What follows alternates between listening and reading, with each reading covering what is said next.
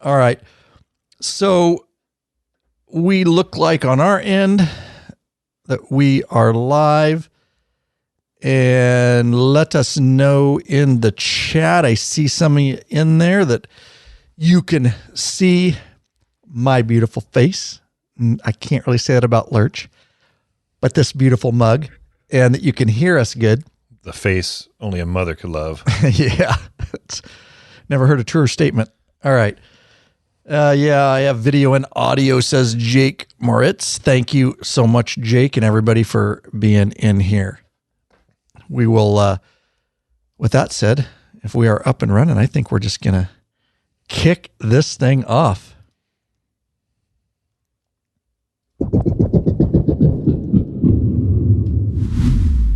Oh. Wow. That's powerful. Well, yeah, you picked that one. I know, I like that one. All right, yeah, it is powerful. So, here's the dealio. I was driving back here to the studio to get the whole live studio set up, and I heard something that tickled my fancy. Oh, your fancy got tickled? It did. Okay. And who doesn't like their fancy tickled? I think most people do. Not sure what my fancy is. I think be whatever you want it to be. It feels good when it's tickled. Now, please don't get mad at me. If you are an addict of TikTok, I am not. It's okay if you like TikTok. Yes, we are on TikTok because you have to kind of be everywhere. But quite honestly, I wish TikTok would die a slow, painful death and completely be obliterated from our culture. So I heard on the radio some exciting news that one of the courts, it wasn't the Supreme Court, agreed that TikTok, the parent company from China, ByteDance, I believe is the name of it. It is, has to sell off their portion of the company by January 19th. And if not, TikTok goes bye-bye. They're going to ban it. They're going to ban it. And of course, the parent company from China is saying, trying to make it a freedom of speech thing, like they have freedom of speech. But of course, that's what their people are saying. It's not. It has to do with national security and things like that. But nonetheless, they've got to do that or it goes bye-bye. Now, if they sell off, they could also do an extension on it if they're making efforts towards transferring that ownership, so to speak. There's a lot of other things. We're not getting political here. It has nothing to do with politics. I just don't like TikTok. I think it's bad. It's a cesspool. Absolute cesspool. I find it to be quite entertaining when I'm on the can. Well, you can do reels. They're a lot more curated and a lot kind of less just cesspoolish. You get a lot of it's like the old Wild West of YouTube before people realized that there's responsibility for comments and you'll just get banned and for like evil or weaken, you know what I mean? If somebody says something about the nasty word about, something or, it's just or non-productive kind of deal, again, not political, has nothing to do with censorship. It's just a cesspool. And I will tell you, if you enjoy TikTok, well, more power to you. There's plenty of other. I stick to like the Instagram reels, and Instagram's a better platform. It's cleaner. You get less of the sussy stuff. It's just an abyss of really nasty people and attitudes over there. From a business standpoint, I'm not sad if it goes away because it's one less platform we got to monitor. Exactly. We'd be really happy. We cross-post our stuff over there. We do get some of our videos get an ass load of views over there, like hundreds of thousands of views, a couple videos. Before it blew up, I do remember you telling me, because you have this opinion of TikTok and you always have, and you're like, oh, we're not going on TikTok. Fuck TikTok. So I'm sitting on the can scrolling through TikTok, as I do, and I see law-abiding biker. I go, son of a bitch. I did a screenshot and sent it to you. I'm like, dude, I think somebody's stealing our shit. Somebody's stealing our shit. You go, no, that's me. Yep. Said we're experimenting. But there's a lot of platforms we aren't on either, so we actually aren't on all of them. Far from it. But that was one. And so Yeah. So in a selfish way, there's enough platforms, and I like the cleaner platforms. We get more traction out of those. But with TikTok, the other thing too is it's an interesting. I'm on a rant here, so just go with me. It was just yesterday I was telling Lurch, and if you're on TikTok, it's fine. This isn't a broad statement. It just goes back to my point. Like some of the people on TikTok, it's a weird place. So I literally get comments sometimes. Number one, we learned. So on Instagram and YouTube, we can tag our products in our store. So if I do a video or a short, I can tag, there's a link. TikTok, we got it all set up. Can't sell motorcycle products. So we got banned. Yeah, can't sell automotive products. Automotive, and you'll see some, but they get banned. We didn't know that. And so we can't, it's not really even that useful for us because I can't even tag products. But this is how bad it is over there. There are people like really brainwashed TikTok people. Like they don't leave TikTok. Like not even sure they know how to use the rest of the web, the World Wide Web. Because we get comments on there. Like yesterday, they were really nice comments, but people are like, they were watching a video, I think it was a PSR or something. They're like, there's no link to the levers. How do I find them? I'm like, go to the regular web and just search Law Abiding Biker Store. Leave the TikTok app. There's more. It's a serious thing. It's not the first comment I've got, guys. There are people that don't leave there. They buy everything in there. They stay in that ecosystem. It's kind of scary. And I'm not putting those people down. Everybody's in a different place, but it's not just one person. I've got asked multiple. There's no link. How do I find it? I'm like, it says right in the video, available in the Law Abiding Biker Store. Like you literally don't know how to go outside of TikTok. It's called Google. It was around before TikTok, and you just Googly it. Anyways, it's fine. And not everybody on TikTok is like, trust me, but it's a cultish, like weird place. Every time I go in there to monitor some comments on our videos and stuff and look, I got to get out of there because it's fucking weird. That's all I have to say about it. So anyways, but if you like the tickety talk, more power to you. I'm not putting you down. I'm not belittling you. There's a lot of very educational stuff over there too. Like everything, it has its, certain problems over there. But point being, January 19th, I'm marking on my calendar. I'm going to do a happy dance but they're going to comply. That TikTok will comply, the Chinese government, because they got to have that. They'll still have ties to it. You know how that is. They're not going to let it go away in the US. An article I was looking at says there could be a 90-day extension as well. So if they get that in place. Yeah. Say that again. There's a potential for a 90-day extension. That's what I was saying. Which would get him into the new administration. And right. According to this article, Trump had said that he would save TikTok. Yeah. So as long as they complied, he'll save it. Right. Because he was trying to do this when he was in administration last time. This was already on his radar. So, especially with, spying and national security things and stuff like that. But anyways, Jake Moritz, I love it. Just went on to follow you on TikTok, at least until January 19th. That's good. Oh, I like that. All right. Let's do this. Okay, so this is super important. We are announcing our, usually we do this in October of the previous year. We are way frickin' behind this year. My apologies. Me, Popeye, Cowboy, and Lurch all need to get together, and we just tried to do it here in December. It will be early January, and that is to spend a 14-hour day, which we literally do, to plan our large motorcycle group ride that Law Abiding Biker Media does each year. Of course, within that ride is our our sanctioned patron member meetup, ride, and social event dinner, whatever you want to call it. So we usually have a bit more details at this point. Just trust me, in January of 2025, we will be announcing the actual date. And the reason we can't is because we've had to postpone us for getting together and really dialing in this ride plan. It's going to be great. It's going to be great. It's going to be the greatest ride ever. I'm serious. So we can't announce the trip dates and where we're going. We are heading north of the border into Canada. We're going to visit Canada again. It's been since 2017. So we've been going to Canada. We are so excited to get back up there.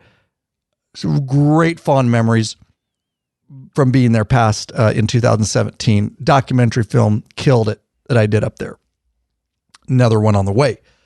So here are the official dates.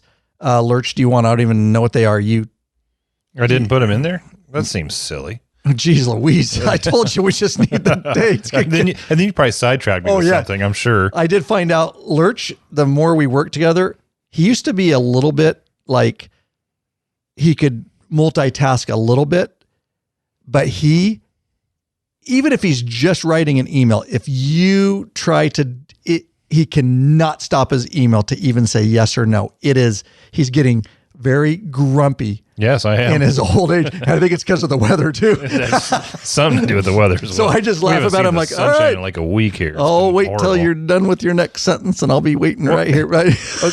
No, he asks me stuff all the time and I stop and I just tell him, yeah. And I answer and then I go back to my email. But Lurch. And I've tried to get better at not interrupting you. I look to see what you're doing. We both have. Yeah. Because I say this lightly because it's funny.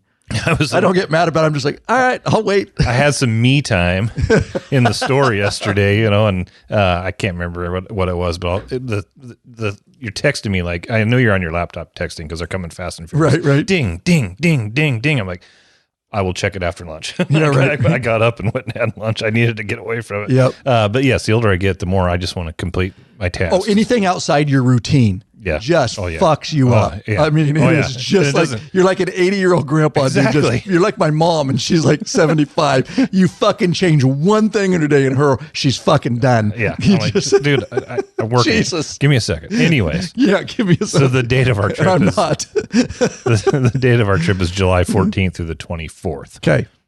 Those are the dates of our trip. So you can expect July 14th through 28th, you said?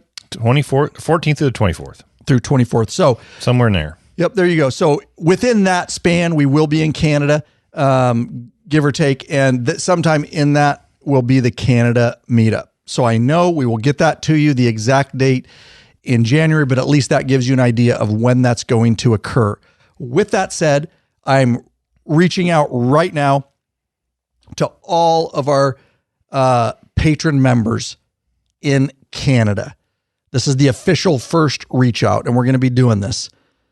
Some great folks up there helped us last time. Like, they made it happen, and it was amazing.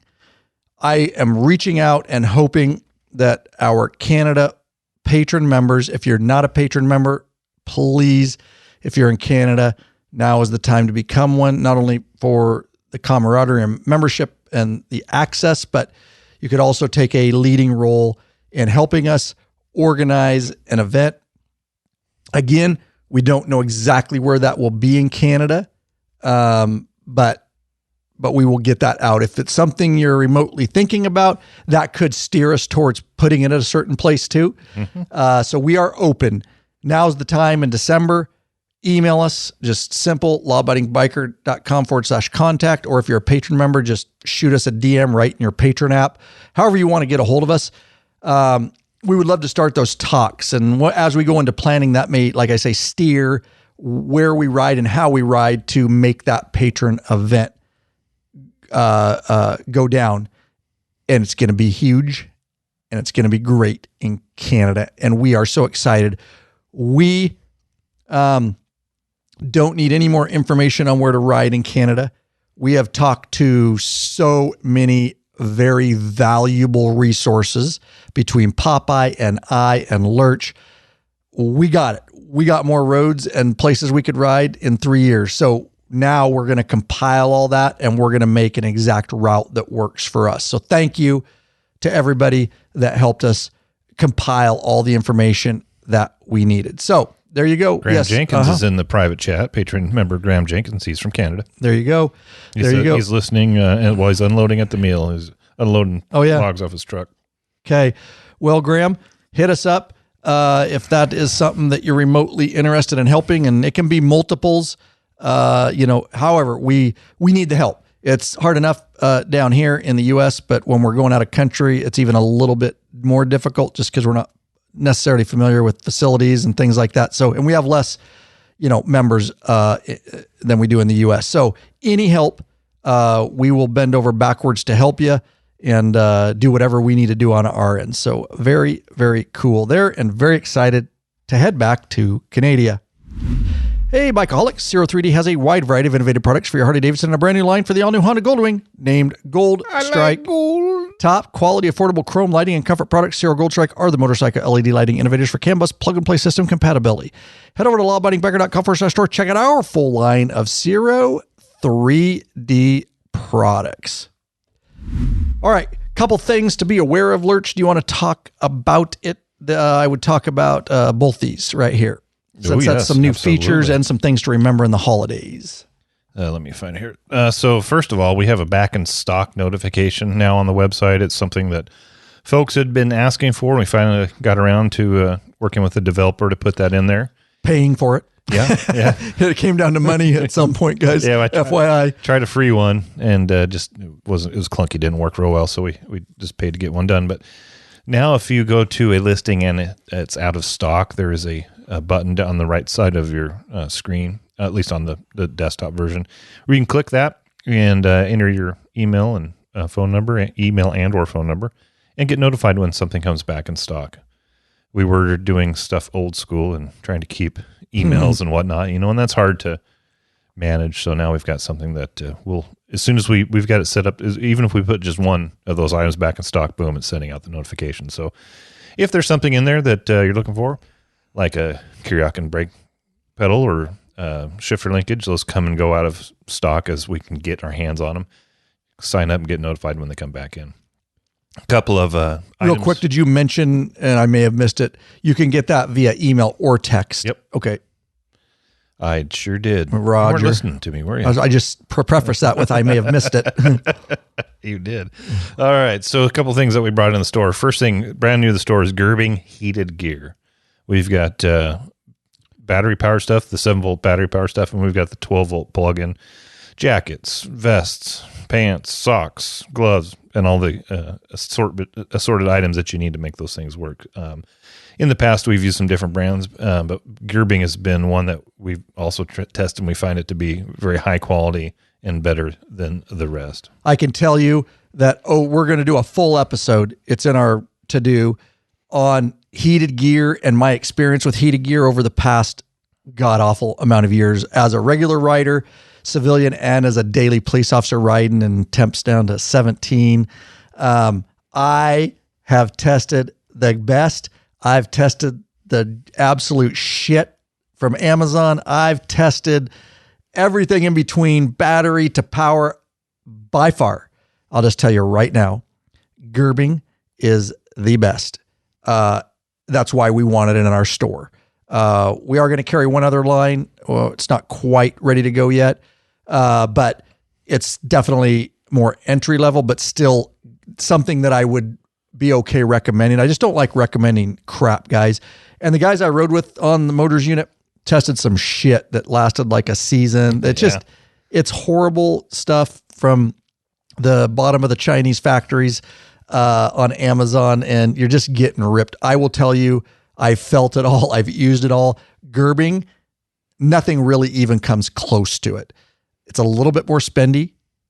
You definitely get what you pay for with Gerbing. Just the feel of it, the materials, the way that they operate, the longevity, it lasts, the batteries, the way it's set up. It is the top. It's the bee's knees, because we all know how cool the knees on a bees are.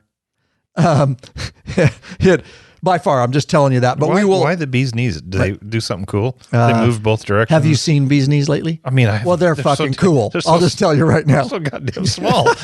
Well, if you probably can't see them. That's why they're not cool to you unless you have your spectacles on. So yeah, we are doing that. And one more thing that I want before you get there, Gerbing's been around since 1975. The Gerbing makes their stuff. It's their line, and so a lot of those other stuff are just getting white labeled. Correct. Different names are being put on it. First Gear is the other brand we're going to carry, a little more affordable.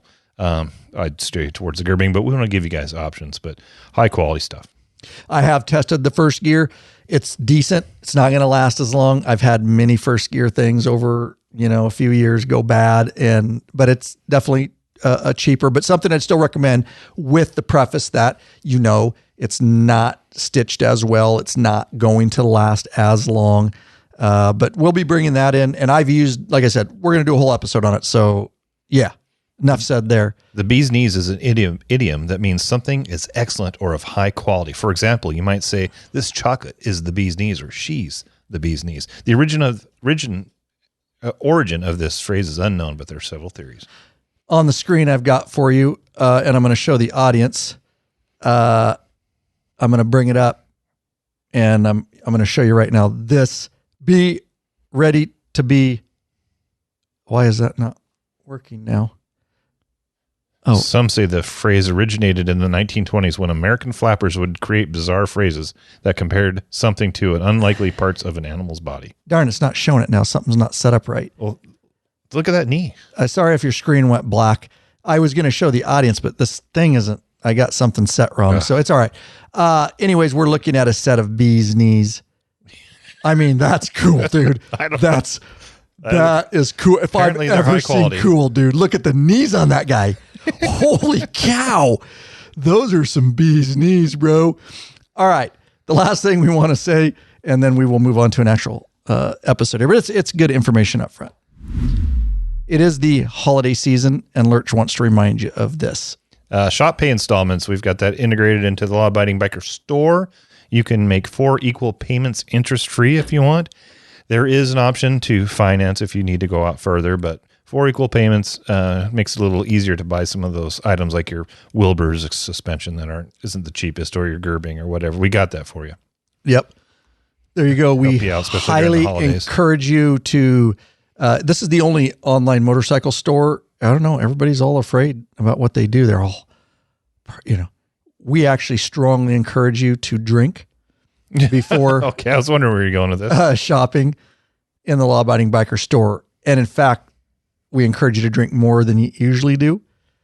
What we find is just from, our research, is that alcohol numbs, or it gets rid of your inhibitions. Yes. It which means you're more likely to hit the buy button. And don't worry about it. The next morning, it'll be fine. You'll still feel good about it. Yeah. Okay. There's no better time to shop than when you're drinking, killing some time. Just bookmark it, Law Abiding Biker store. Feel free to drink as much as you want. We're not going to stop you. That's very serious scientific research, by the way. And we believe a lot of people that shop in our store may drink too. And we find that the more you drink, the bigger purchases you make. So we just, and it's the holiday season. Enjoy a drink. That's all I'm saying. And if you don't drink, just shop anyways. There you go. So that's probably the only promotion that you'll hear from a motorcycle store, to drink while you're shopping. Do it safely. Do it at home. Do it clothed. Oh, yeah. I guess it's up to you. I really don't care. Don't care. Don't care about that either. If you want to shop naked, sometimes it's freeing. It's a freeing experience. Okay. We've got some patrons in the private chat here that are out of the country. Ross Tomes is in Colombia. Where do you say he's in Colombia, South America right Dude, now. Charles is smuggling cocaine back. Dude, Ross is smuggling cocaine back. Is that what he's doing in Colombia?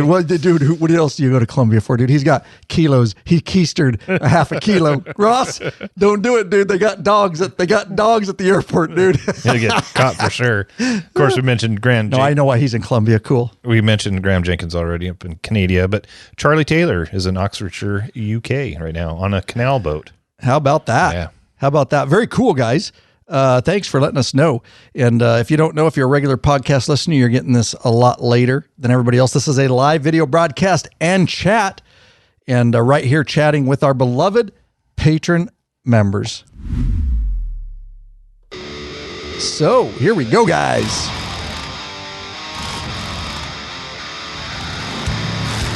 That's right. Welcome back, you freaking bikeaholics. That's right, you. This is a podcast for the motorcycle majority, the big MM, also known as the 99%. That's right.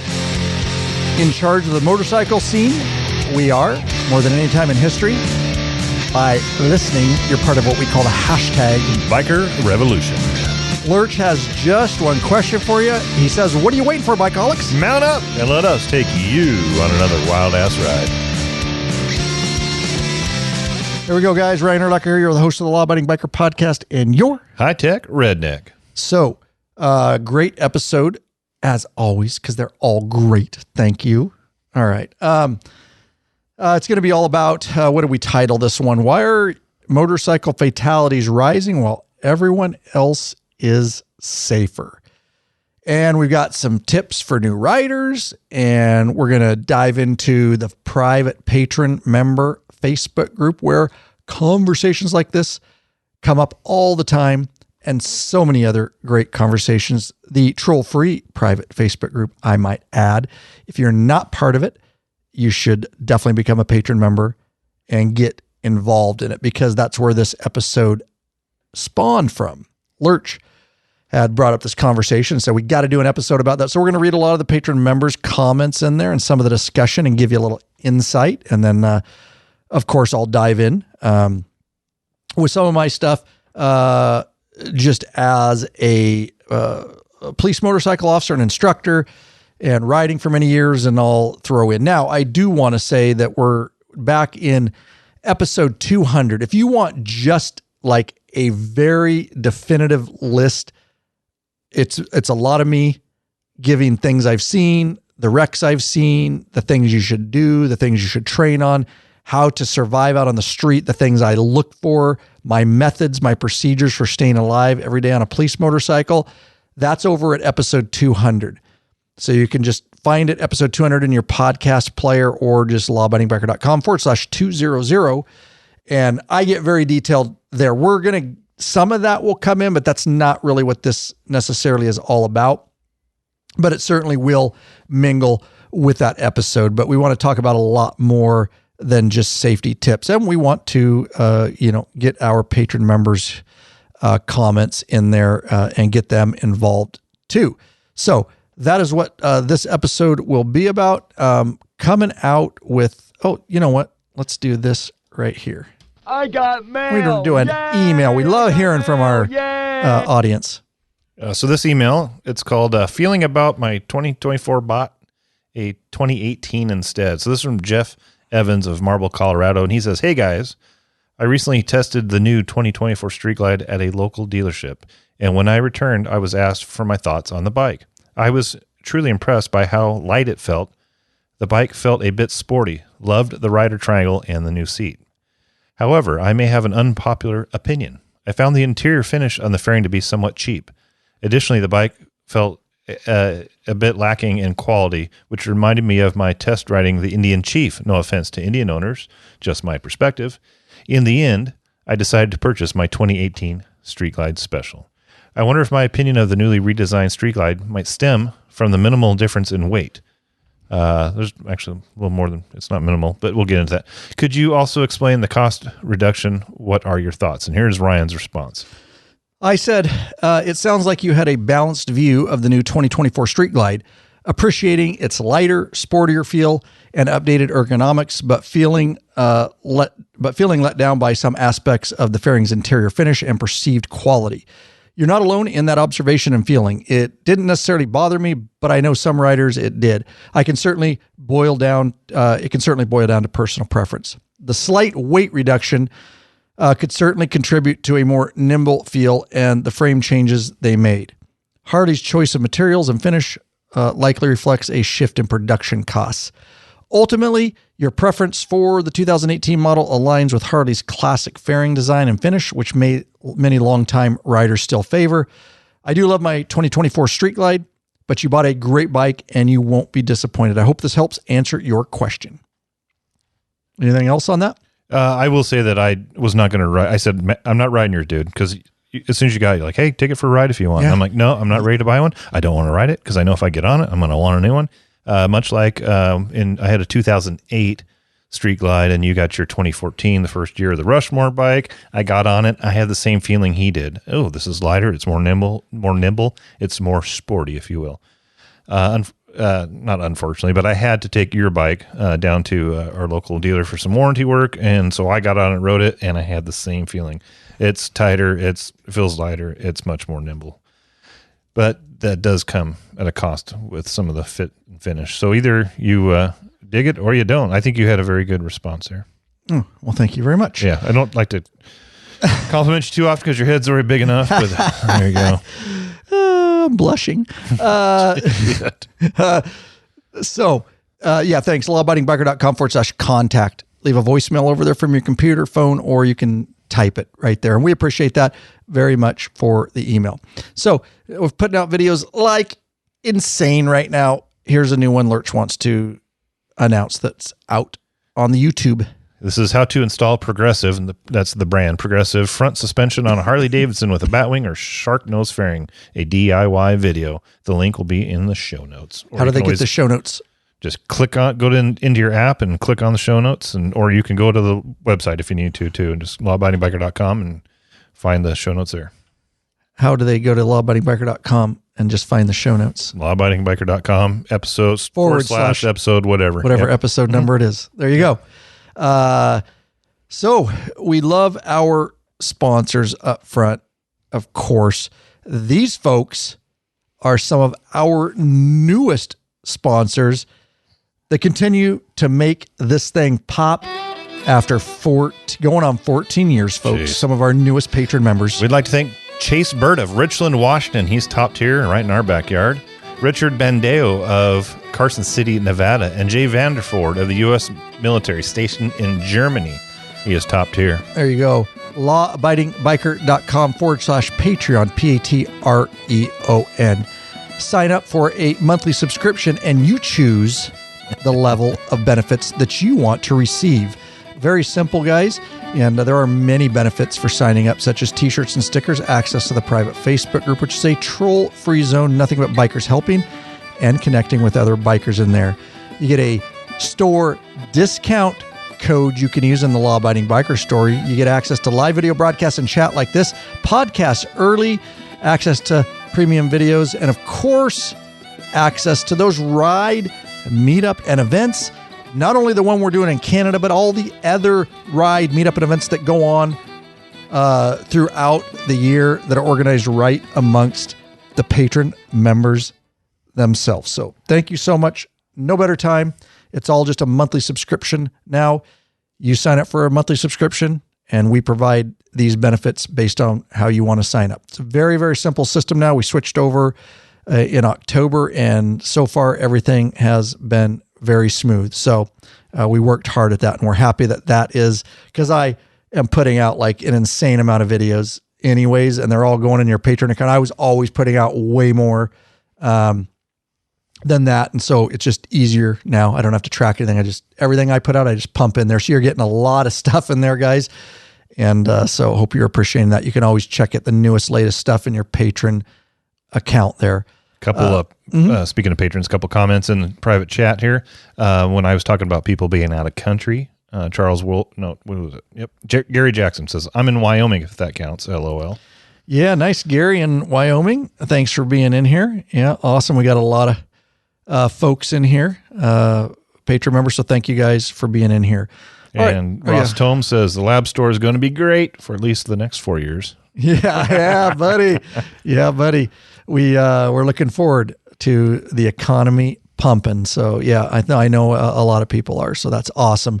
We are excited. So why don't you, Lurch? Do you want to start? Lurch found some information from some sources, and it's kind of there's been more than just this article on it, but there's been some different articles going on. Before we get into some of the private Facebook comments and well, let's talk about this. Let me do this. So this is how this spawned. This was Pablo Calcerada, who, if you didn't know, and I know, I need to remind new listeners, the intro music right there, created by Pablo. the outro,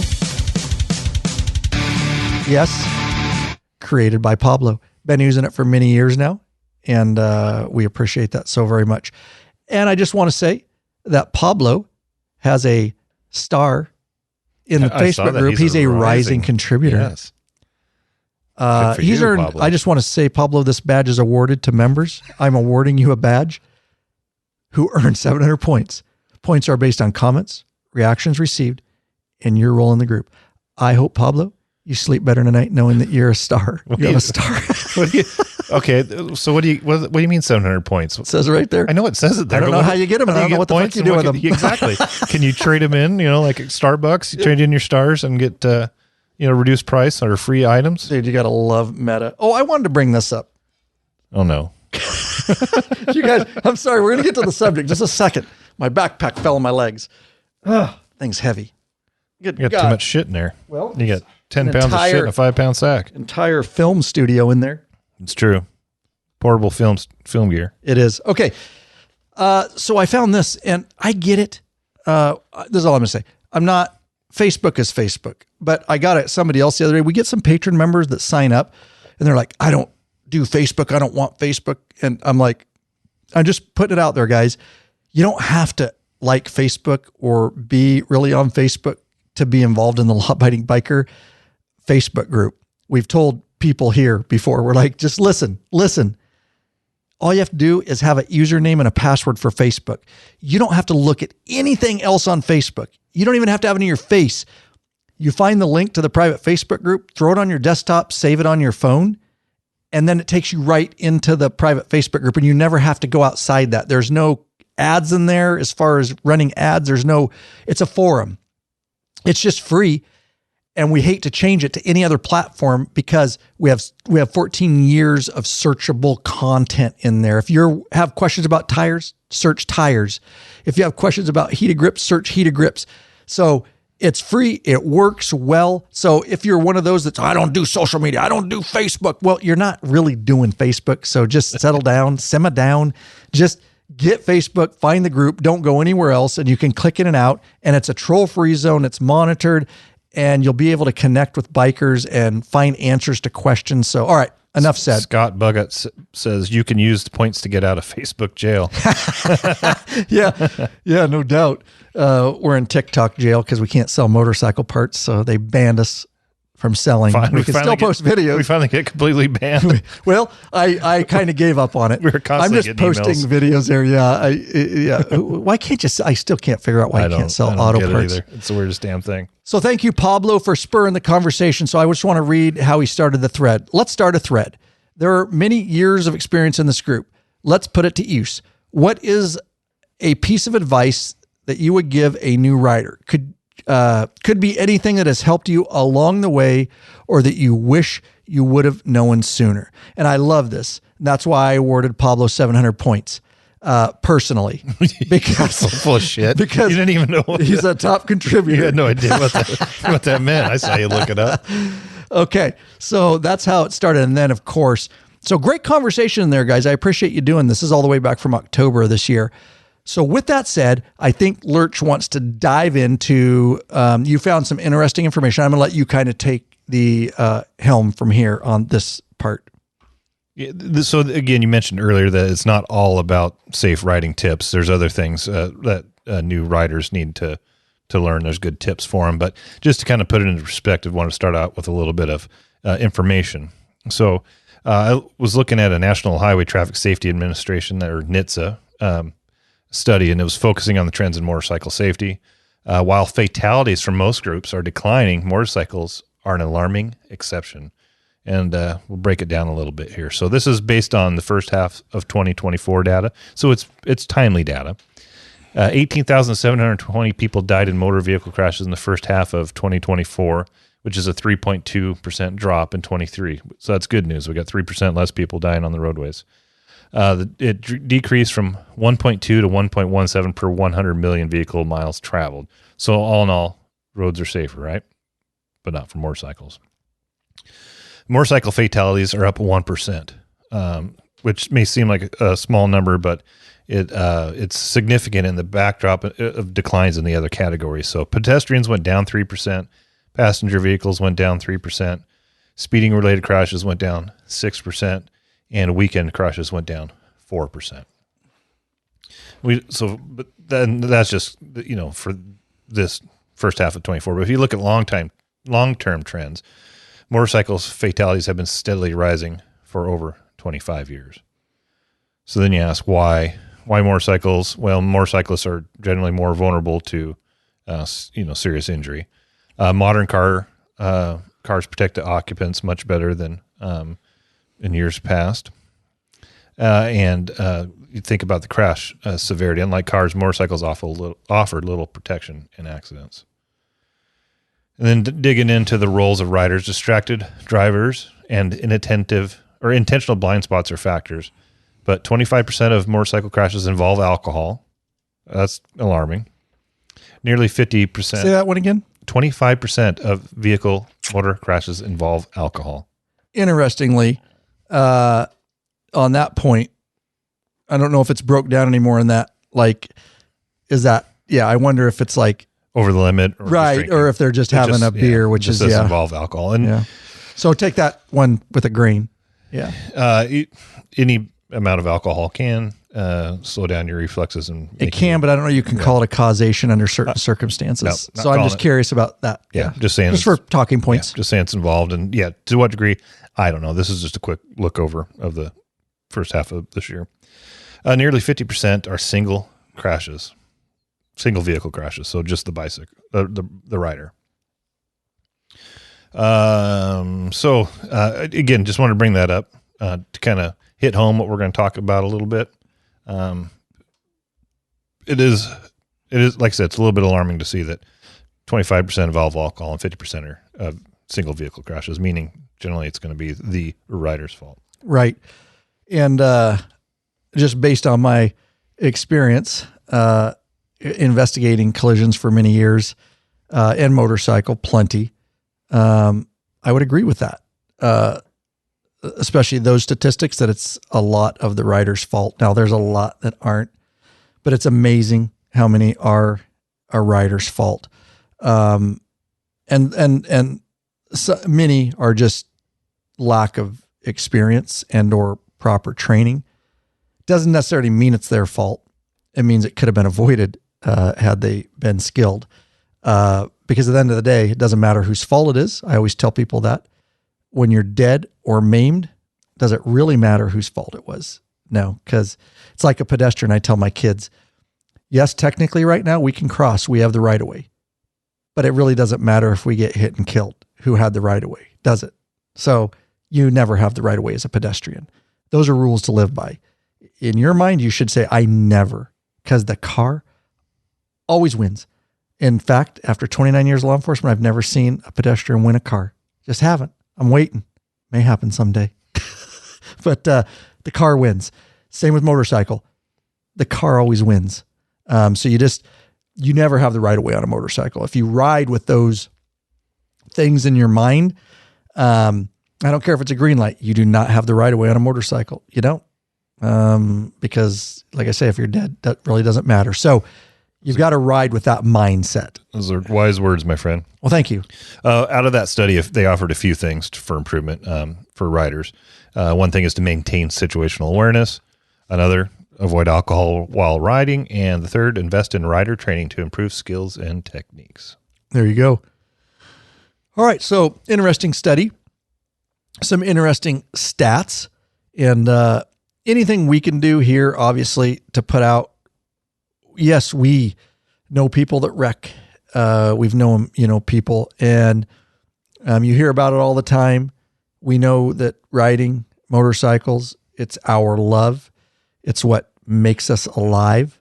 It's a profound experience that even us can't put in words as riders. It is something that we need. It helps in so many ways with your mind and being free, and it's one of those things. I can't explain it. But wind therapy, man. Every time I get on there, and especially after a winter like right now, we could ride. It's not that bad yet, but we've had 5 or 6 days of just straight gray shit. Haven't seen the sunshine in a while. Mm-hmm. So after a winter like that first time I get on the bike, I smile. Yep. It just frees the soul, riding does. And only us that ride truly understand that. Yep. It's true. Everybody else just thinks we're crazy for taking the risk of riding a motorcycle. They don't understand the benefit we get out of it mentally. Right. You can't explain it to someone who hasn't ridden. Nope. It really frees our souls, and it's a part of us. But we realize also, hopefully, that there's clear risks involved in the sport that we partake in. So we're going to break some of that down. Is there any other, did you get through everything you wanted to get through there? I did. Yeah. Okay. Yep. I just wanted a quick little talk about the fatalities, just kind of hit home what we're going to talk about here. So why don't you jump into the private Facebook group then, Lurch, and we will start some of the comments to Pablo's, and Pablo actually said, I'll go first in his comment, again, mentioning he is a rising contributor. I don't take that lightly. He is a rising contributor. Oh, Jake, he says he has 730 points. Well, you've got more than How do you check your points? Pablo. Hang on, Mark Arnold. No joke aside, all-star contributor. I felt like awarding that to him because he's been so involved in helping people. So I gave him 5,000 points. You personally? I did. Oh, well, Gary Jackson's an all-star contributor. Oh, yeah. Geez, look at all these guys. Oh, and you're an all-star contributor. Of course you are. You've awarded yourself points? I did. I gotta, why not? Points are based on comments, reactions. Okay. Who earned 5,000 points? Jeez Louise. What are you going to buy with that, Mark? You're going to get yourself a nice bike with that. Okay. Enough screwing around. We got shit to talk about here. Anyways, what I was going to read Pablo's comment. That's what I was going to do. Yes.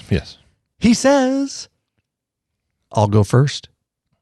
When I was a new rider, I was so excited about my bike. I couldn't wait to clean it and turn heads as people looked at it. What nobody told me was you don't put tire shine on the sidewall. Boy, did I learn that quickly, as I almost had the bike slide out from under me on a turn. That's damn good point for people to remember. Something you don't think about, but certainly can have an effect. And then Donald Cross, I might mention, he's a rising contributor. 700 points, matching Pablo's 700 points. I'm going to have to pick up my game. I'm only a top contributor. I've only got 1,500 points. Dude. I need to pick it up, don't I? Yeah, you need to get in there more, dude. Shit.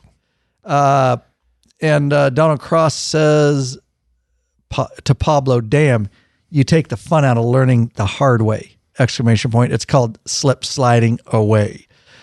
So going on down to, why don't you pick up there and we can have some discussion. I guess we'll just move on down the list here and see what we can talk about.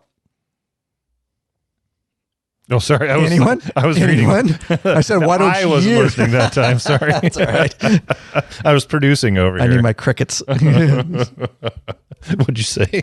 I said, let's move on down the comments to, I guess it looks like next up on the hot seat is Mark Arnold. Yeah, he says... I got to remember who's in the chat today, too. He says, so his tip for new riders is learn counter steering.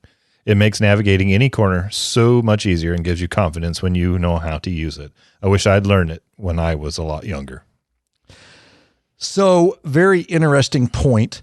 And we have a lot of new listeners, riders or listeners, maybe not here in the private Facebook group or chat, live video broadcast and chat, but as a whole, this podcast goes out to a very, very large audience. And so I want to explain that a little bit. And what do you got? 5,000 Canadian points equals 3 US points. US points. Oh, that's a good one, Graham. That's funny shit right there. Yeah, we're gonna be rich. Or when we go up to, which way does that work? Yeah, it's worth more up there. Yeah. So we're gonna be. I'm coming up there. We're going to be buying gold necklaces and bling. I'm going to buy some gold teeth, dude. Just I'm going to get a grill when I'm up in Canada, and dude, I'm going to be living fat, dude. And I'm going to get a suit. Yeah, it's going to be awesome. Anyways, so back to counter steering. I think what he means by that, and I do know what he means by that. So a lot of people don't think about it when you're riding. It kind of is a little bit natural, but unless you focus on it, then then you're not using it to its fullest capability.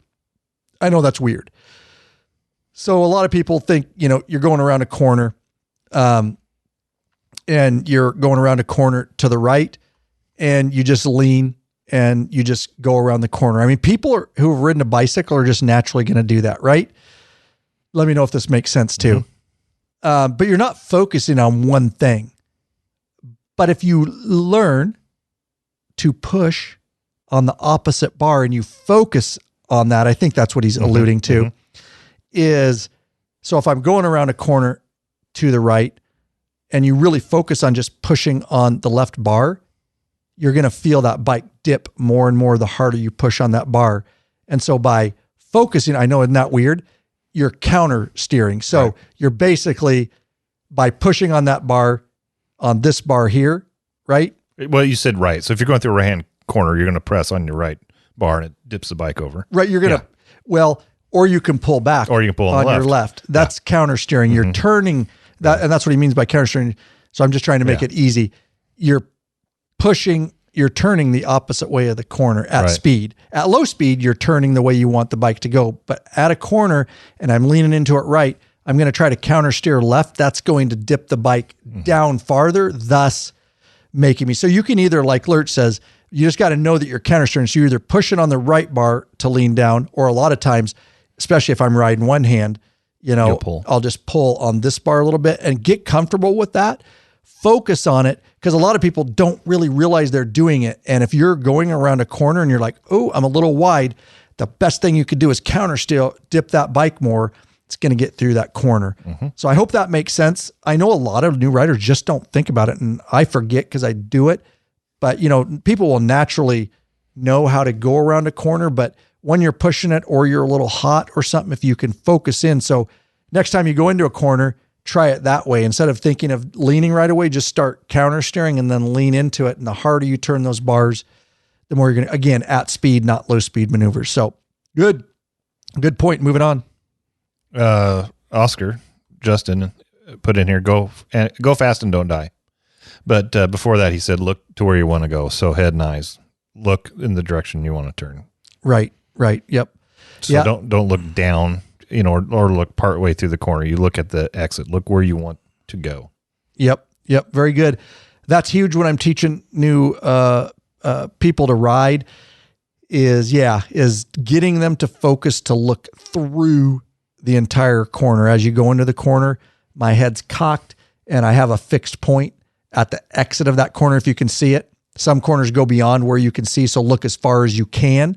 You may have to pick another point after that. You can readjust real quick. But head is everything. And a lot of people are looking right in front of them, or the bike they're riding in front of. I see that all the time. So very good to think about, looking through the corner. And honestly, head and eyes is everything on motorcycles. So even when you're low speed maneuvers, number one thing I'm going to teach you is head and eyes. You will ride exactly where you are looking, which means right into a building, a wall, a shoulder. You see people on videos freak out going around a corner, and that's because they're looking and they go exactly where they're looking. And usually it's not a good place once they freak out like that, instead of staying looking through the corner. Let's do this real quick, Lurch, and then we can move on.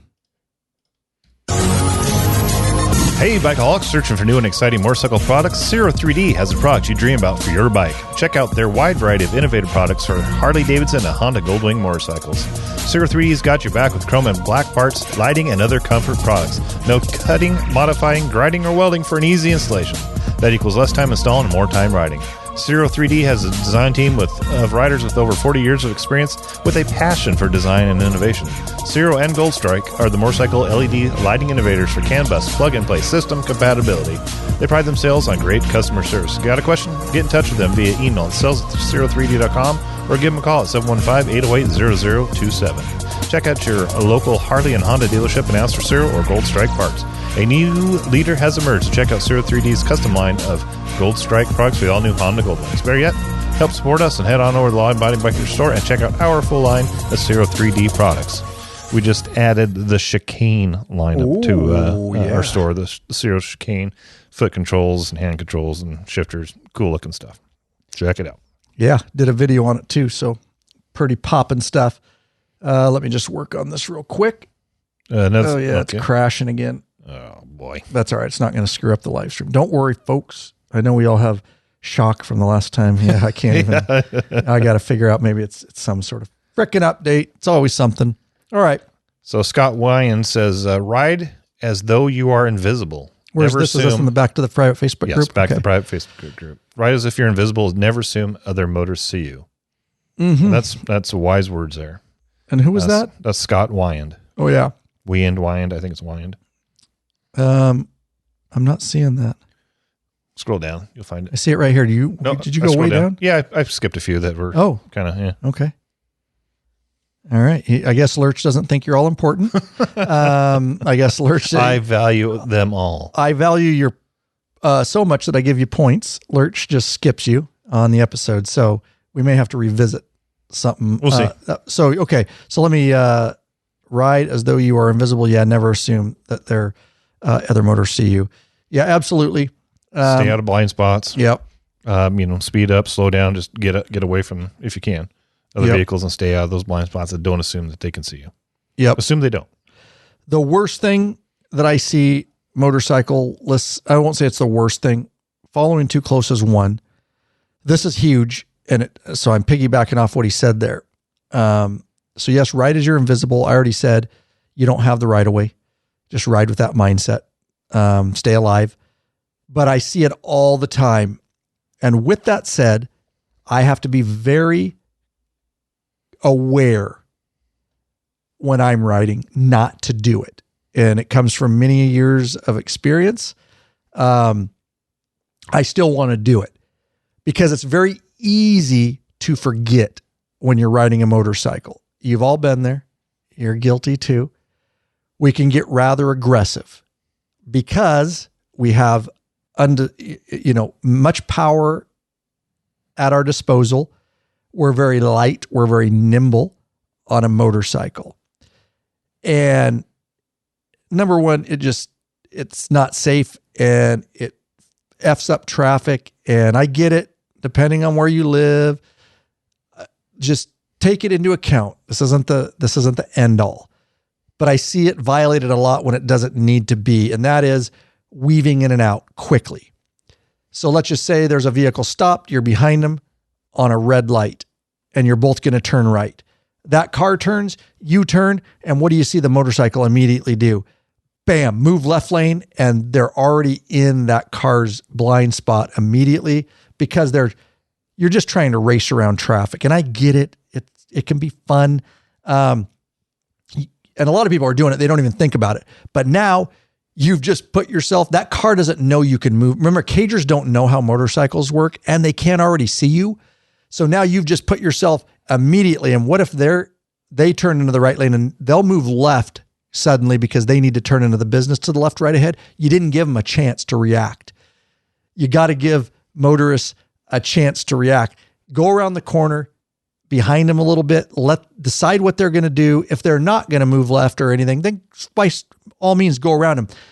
But making those type of fast maneuvers in and out or jumping in front of a car and then hitting your brakes, that's asking to die or serious injury because they can't stop quick enough. You can stop really quick. You can go really quick.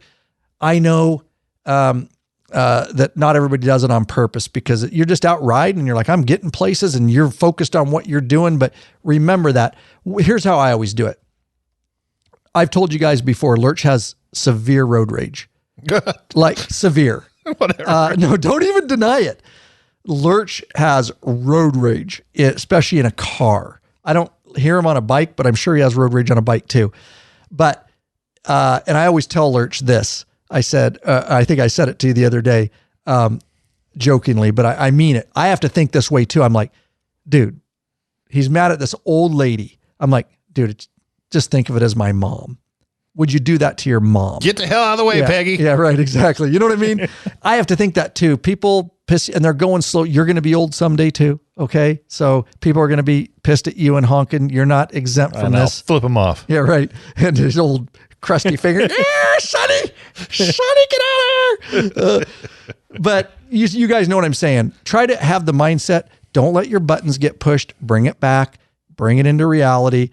There's all different types of drivers out there. The biggest thing is they don't understand motorcycles. You have to help them understand that. And it isn't by doing those really aggressive maneuvers, in and out, slamming on brakes, getting in people's blind spots really quick before they can even make their move. And it just causes some chaos. There are situations, obviously, I get it. I've ridden in Seattle. If you've ever ridden in Seattle, you can still do it rather safely. Especially if you have a group of bikes, you can work the traffic to get them back a little bit to get in. So I get it. That's not going to, just as much as possible is all I'm saying. Try not to do those maneuvers if you don't have to, and enough said, let everybody react to the situation.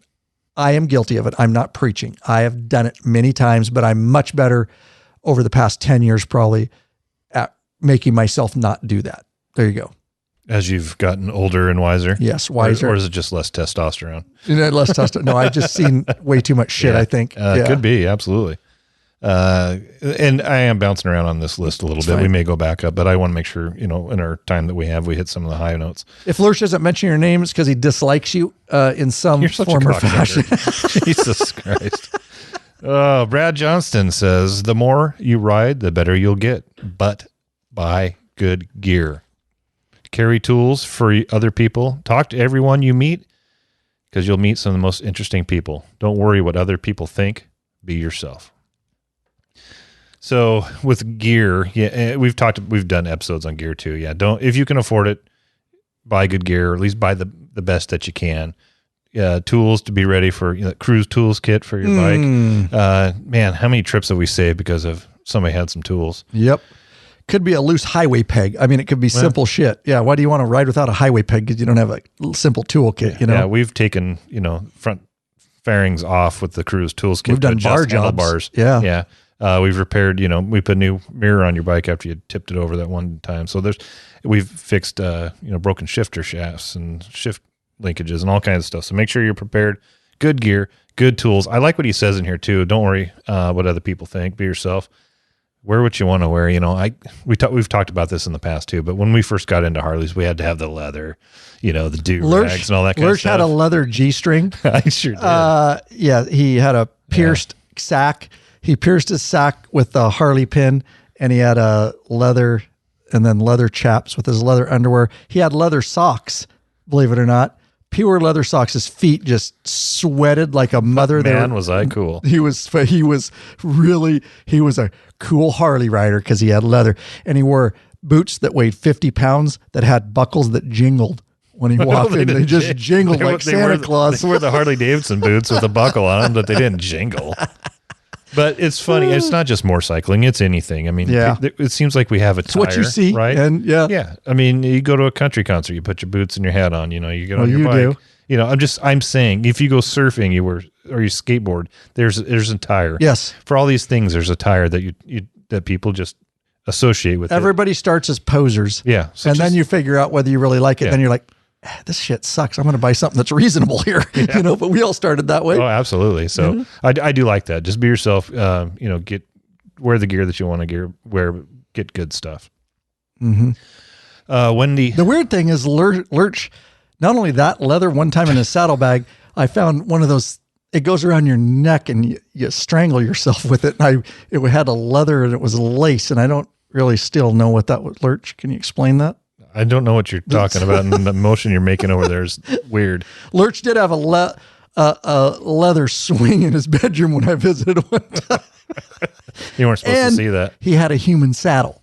And if you've never seen a human saddle, how does your wife bear your weight on that saddle? Lurch is just moving on. You assume yeah, that's true. Riding her. That's true. Anyways, getting this thing back on track. Leather. Wendy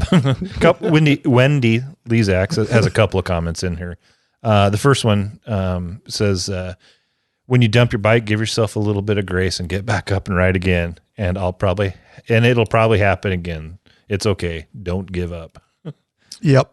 Good it happens to new riders. I mean, how many happens to experienced riders? Does too. You're going to lose your foot on gravel. Yeah. And at some point it's going to pop on its side, or there's going to be slick oil, and you're just going to put a foot down and it's going to slide out. I mean, big deal, guys. Big deal. Or you're going to have brain fart and just completely forget the kickstand. Yeah, that happens too. Yeah. Yep. Seen it. I've done it. As if you ride many, many years, those are like, and that's something we get people over really quick in motor school is, I don't know why everybody's so, I guess I'm just around it so much. And I realize that if you're not dropping your bike, you're not training hard enough. I can look back to when I first started riding that. Yeah. I had a huge fear of that. Yeah. You're backing your bike in somewhere and you don't want to be the guy in the group that lays it over in a parking lot, right. Backing it into a spot or something. I think that's a natural fear a lot of new riders have. It's true. Right? Because what's your biggest fear riding motorcycles? Crashing and falling off, right? Right. So you don't want to be embarrassed and drop it in a parking lot and be that person, but it happens to all of us. And I like what she says. Just give yourself a little bit of grace, pick it up, and get back to riding because it might happen again. Yep. And that's why I say, guys, I preach on training all the time. The more you can train, especially with a few buddies, the more you'll get over that. Me and Oscar ride dirt, and we go down all the time. We ride adventure. Lurch just went down. Lurch has had some spectacular crashes. Street bikes, we go down. Get a couple buddies. Get cones. Get yourself a setup. It doesn't have to be extravagant, but go out and train once in a while with your buddies and push yourself and drop your bike, and you'll be surprised. Like police motors officers, like we don't even think anything about it. We're just like, oh, okay, moving on. Just training and big deal. And even out you slip your foot in an alley, just pick it up and move on. And we don't even talk about it. It's just, okay, that's life. But yeah, don't you guys have to I think that's why so people wings over or something? Don't you have a little thing where you put your wings upside down till the next guy, you have to wear your motor's pin wings upside down till the next guy drops his. And that's a perfect example of getting over it. You make a little fun of yourself that you wear it upside down until the next guy tell the story. You're not, tell the story. It's great. I like that. It's usually not spectacular.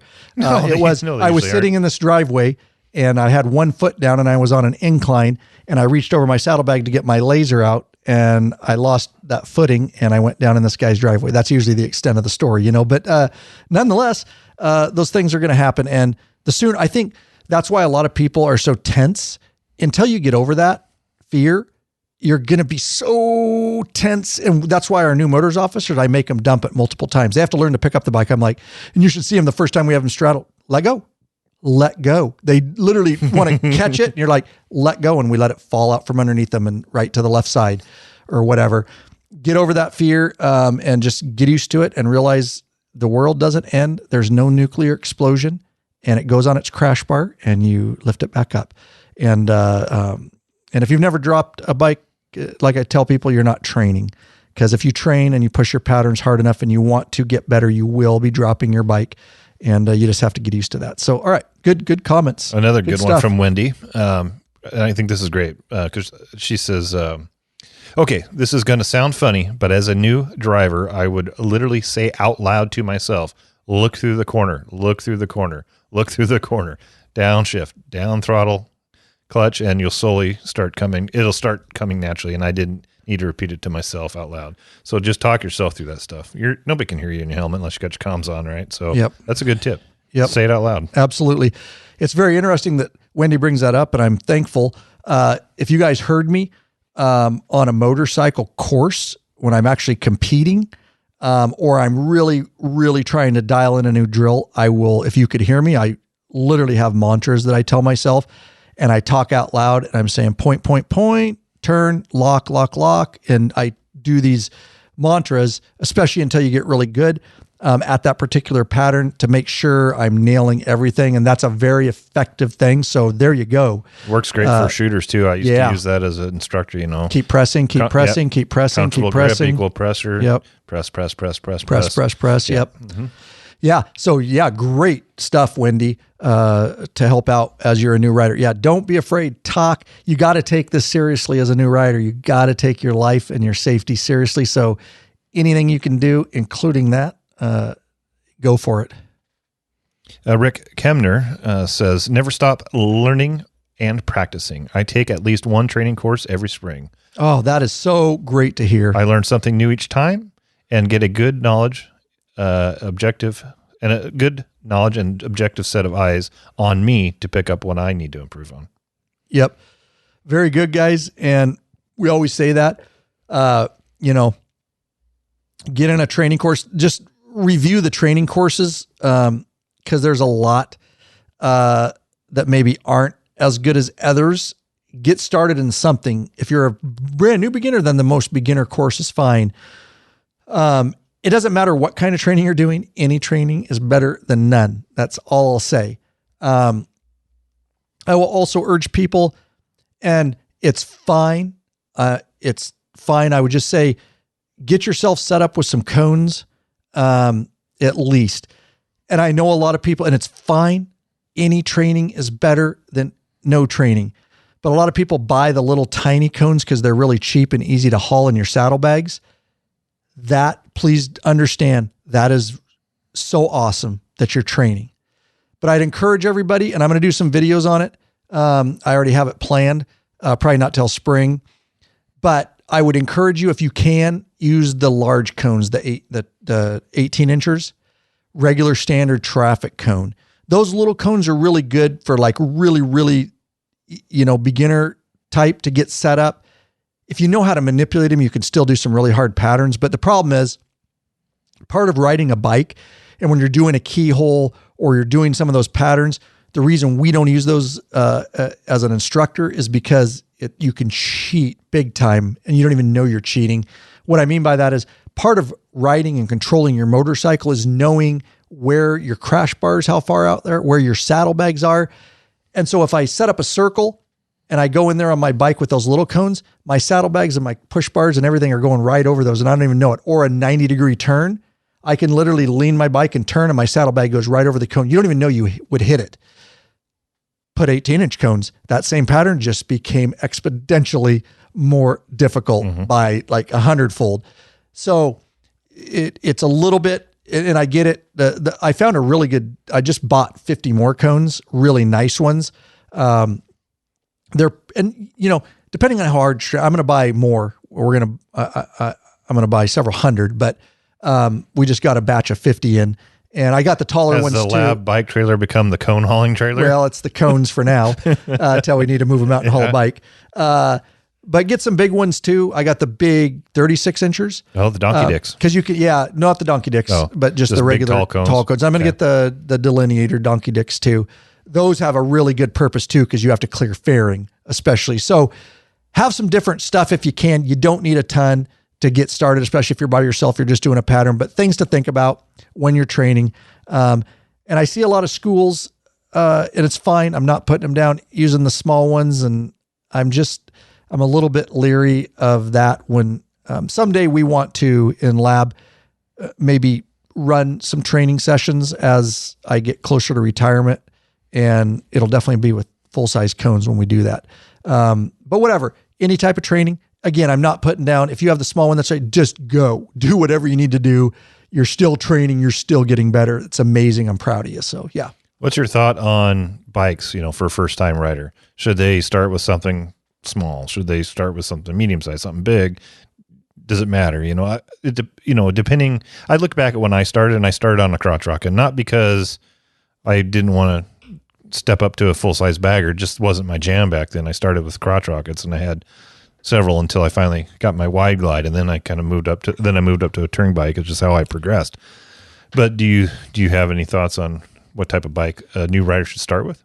I would say, God, it's a loaded question, but a good question nonetheless. I would say it depends on experience. Some people come in with zero. They've never even hardly ridden a BMX bike. Well, I would say get a small, cheap bike that you don't care to drop and wreck and ride it for a year, and then decide what kind of bike. Then you'll learn a lot too with a cheaper plastic bike, right? Get some little Honda or something. Or even, Nightster, or something like that. They're a bit more expensive, but at any rate, you're going to learn what type of rider you are, and you'll learn really quick. Okay, I want a tour. Nope, I'm just a commuter. And then you can base that on, what kind of bike you want to move up to. Plus the small one will be maneuverable. It'll be easy for you. But if you've had years of riding, bikes, and maybe you've ridden,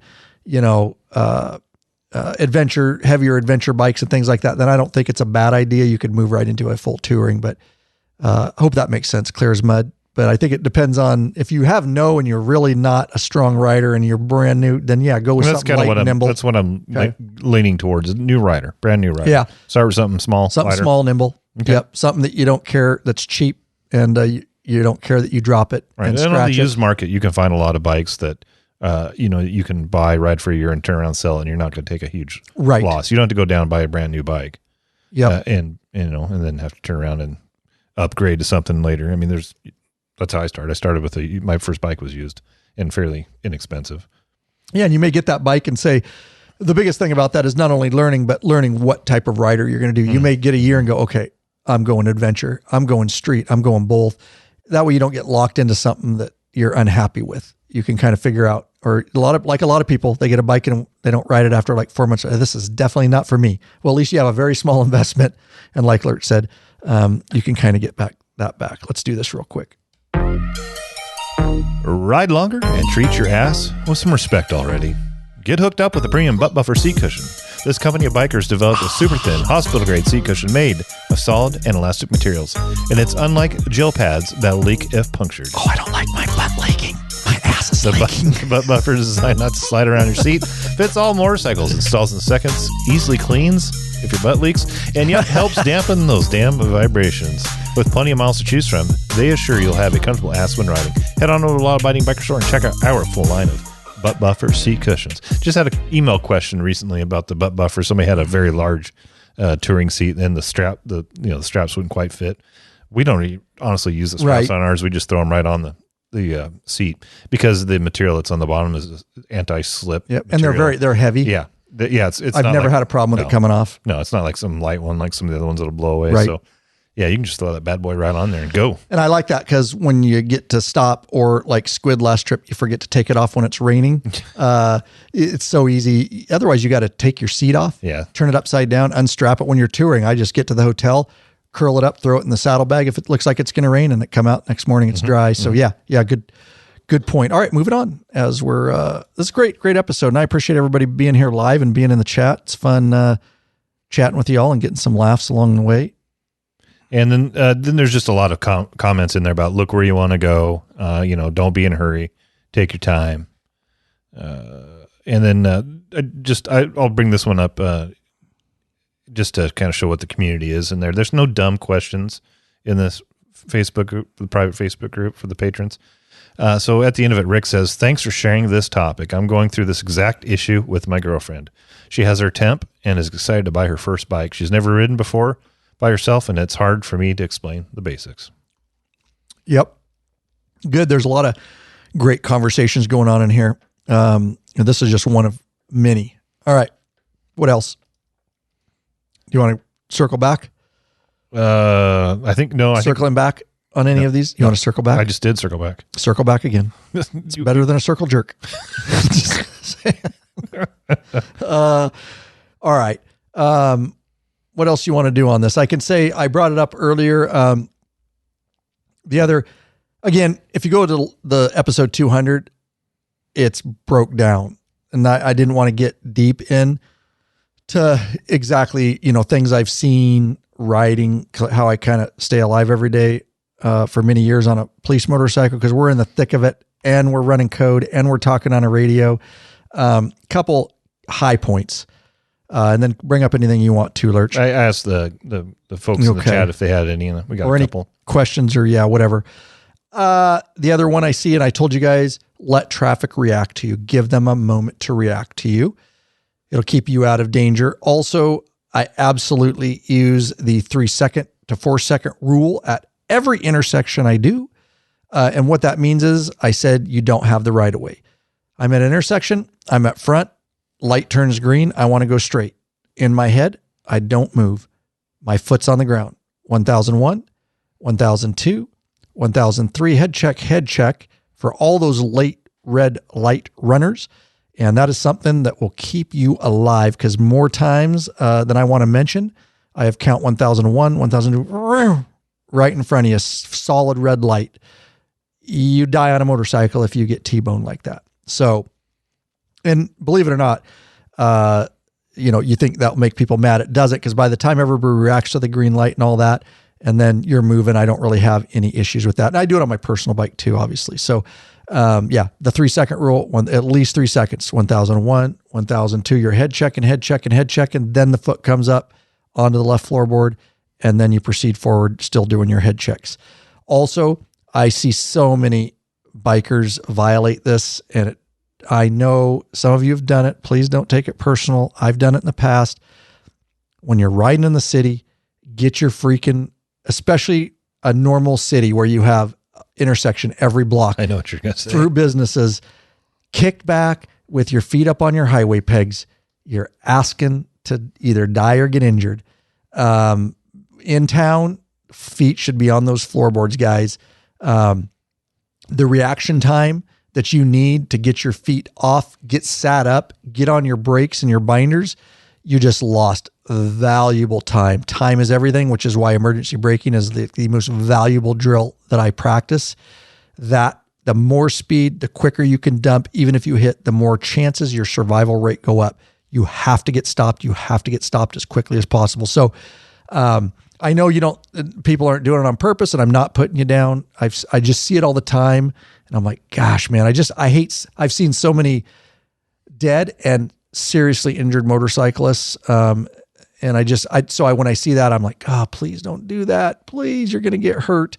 So those are for out on the freeway, limited access highways where it's wide open for 2 miles and just kick back. You guys know what I'm talking. That's what highway pegs are for. They're not city pegs. So just saying. I like that. Okay. They're called highway pegs, not city pegs. I coined that just now. The average reaction and a fairly quick reaction speed's 1.5 seconds. That's what we always used in traffic reconstruction. Was it quickest you're going to react is 1.5 seconds. And even at 35 miles an hour, you're going to cover about 70 feet on a motorcycle. 75 feet. Yeah. On it, just in general. Right. In general, the math is you're going to. Right. So at 35 miles an hour, 1.5 seconds, you've covered 70 plus feet. That's how our braking box drill is set up. Yeah. So they're highway pegs, not city pegs. Yep. Jake Moritz says, know that a couple more comments, Perfect. For new riders. Know that there are 2 types of riders, those that have gone down and those that will go down.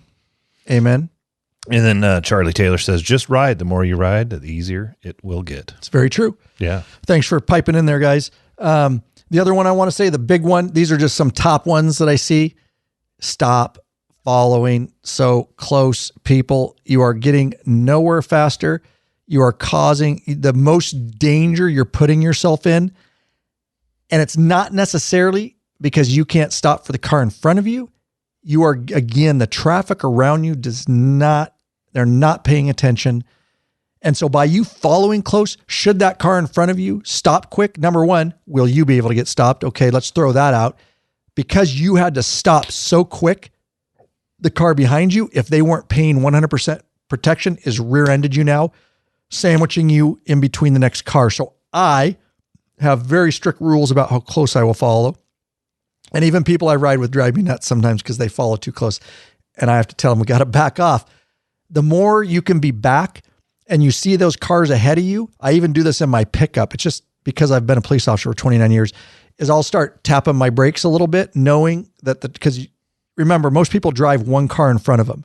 We, as experienced motorcyclists, should be looking at the traffic jam a half mile ahead on near Bellevue, I can think of. And you see those brake lights a half mile ahead, that's when you should start realizing, tapping, that you're going to have to stop instead of the car in front of your brake lights go on. That's how all these traffic jams and rear end accidents happen. Get out, get your eyes up, get ahead. We have to do that in group riding motorcycles, especially in big motorcycle police packs, because that's a chain reaction as you go back. So you got to look at like 8 bikes ahead of you and look for those brake lights. So that will allow you to get slowed down.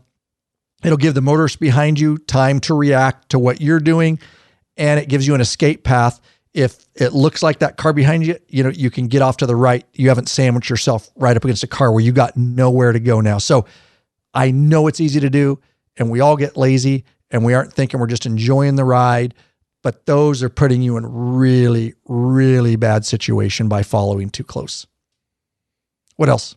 Terry McDonough says, first gear at the stoplight. Yes. Yes, absolutely. Yep. Yep. And in our braking box drill, that is part of it. You're going Braking and downshifting. 40 miles an hour. You're braking front, rear threshold, downshifting all the way to first. As soon as your foot goes down, look in both mirrors, just like another threat's coming, bam, foot up on the board and out. And if you're not in first gear, you dump it and your bike dies. And so, yes, always be in first gear. And that way, if somebody is coming up behind you fast too, the other reason for that obviously is even if you're taking off straight and you're not doing a U-turn, just you can get the power you need to get out, escape and evade is what we call it. So yeah, all those things, very good stuff, Terry, built into a lot of the drills that we do. So those were some of the, God, I've got so many, but yeah. Is anybody else, if they don't have any comments, we'll probably take it out of here, Lurch. What do you think? Anything else you want to bring in? Okay. Thanks guys for being here. And I do want to do this real quick. Now we love our patron members. We want you to become a patron member. There's no better time. We want to get to know you better. We want you involved, but hey, if the way you want to support us is simply through a flat donation, well, we never balk at a flat donation. We want to thank the following people for their donations. We would like to thank Louis Featheroff, Peter Hondo, and John Hurd of Sioux Falls, South Dakota. Thank you very much. lawabidingbiker.com/donate is how they left a flat donation. We so much appreciate that. It helps put a little fuel in the Law Abiding Biker gas tank, so we can keep this thing running on down the road. There you go, guys. It's been a blast, and there's so much to talk about. You know, we could keep going, and but seriously, if you're a new rider or you just want to revisit, I'm really proud of that episode because I put a lot of effort into it. It's kind of an evergreen episode. Again, episode 200. If you want to refresh here on all the things, some of the things I mentioned here, following too close, things like that. But I break it down really, really deep about how I ride on a daily basis. And so if that's something you're interested in and you want to get those tips and pointers, then head over back to episode 200. Be a great one to follow up on this if you haven't back cataloged the episodes. And yeah, I'm excited to get the new fresh batch of cones, brand new, and we'll be getting many, many more, and getting out there and training. And it's winter right now, very chilly, but it's supposed to be a warming trend. It's supposed to be 46 degrees on Sunday. Nice. So I think me and Oscar are going to get our 2-stroke dirt bikes out, and I think we're going to go at least Sunday for a dirt bike ride. Yeah, he's got that new dirt bike that's sitting in his garage, and he just can't let it sit. No. Got to ride. It's basically the same bike he had, but it's a 2-stroke. And so me and Oscar have been doing a lot of dirt bike riding, but he's got a new one that it's used, but new, that he wants to get out and ride. So however kind of riding you're getting in, and of course I'll be getting some street in on these days where it warms up, our warming trend of 46. Be using my gearing, heated gear, available in the Law Abiding Biker store. And again, look forward to that episode. We're going to do a video on it, and we're also going to do a podcast. Basically, like I told you guys up front, everything that I've learned over the years. I've used so much freaking heated gear, it's insane, and different batteries and vendor or brands. So yeah, it should be a good informational episode. Yeah, we better get some riding in this next week, because after that, it looks like there's some snow coming. Oh, boy. Get it in. Get her done. We need to get that lab work truck down there so I can ride. Yeah, buddy. Yeah. Might happen. Lurch will be able to ride. We bought a store truck for the guys. 285,000 miles on it. That's right. That's right. It's a beaut. Yeah. It is, though. We got it from one of our mechanic friends. He did a whole bunch of work to it. It's tip-top shape for what it is. Yeah, absolutely. But yeah, That way the guys can ride their motorcycles to the store, Oscar and Lurch, and they can have a truck to take to the UPS, USPS, deliver packages, run errands. They used to have to bring their own trucks, and it negated them from riding. So I wanted to do that so that they could at least ride their bikes back and forth to work. Thank you, boss. And yeah, you're welcome. You're welcome. Absolutely. And there you go, guys. As we head into the Christmas season here, enjoy your holidays. Have a drink. Responsibly. Give me a toast. And shop in the LAB Biker store while you're doing it. Absolutely. Way to take it out, bro. I got nothing better to say than that. You guys rock. I'm serious. Thanks for being here in this live video broadcast and chat. Canada, here we come, bitches. All right, guys. Thanks so much for being here. And with that said, enjoy your weekend for sure. I know I will, especially if I do get to get out and ride a little bit. But yeah, peace. And thanks for all the input. And we are going to get out of here.